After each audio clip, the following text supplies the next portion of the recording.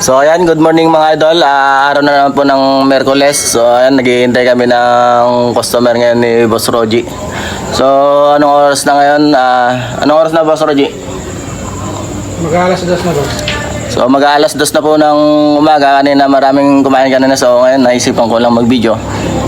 So good morning sa ating lahat. So yung mga gustong kumain ng masarap na Paris, may overload tayo dito. Dito lang sa Porto Gate. Yan.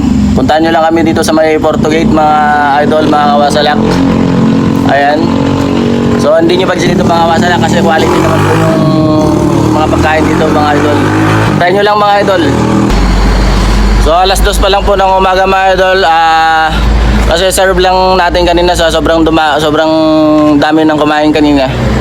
So ayan, medyo napagod tayo ngayon. Kaalis lang nila. So ang kwad kasi dito mga idol, mga bagdagsaan na mga kain dito mga alas 3, ganun, alas 4. So ayan, nandito kami ni Boss Roji ngayon. Napagod kami kasi nga kalaalis lang yung customer namin kanina. Ayan, sa yung mga nagtatanong po mga idol, mga loads na kung saan yung location namin, ito, basahin nyo lang po, dito lang po sa Porto Gate po mga idol.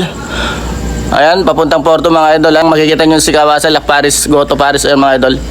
So ayan, pinapangako namin sa inyo mga idol, quality naman po ang aming isi-serve sa inyo. So ayan mga idol, ito yung toppings natin, lechong kawali mga idol. Yan, ito naman pang goto natin, goto nok mga idol. Yan, sa arroz caldo naman yan, sa may gusto ng tawat baboy mga idol. Ayan, so ito lechong kawali mga idol. Yan po yung tinatoppings namin pagka overload na yung order nyo mga idol. So overload mga idol, 100 lang po order nito. So sobrang napakarami mga idol, quality po mga idol yan.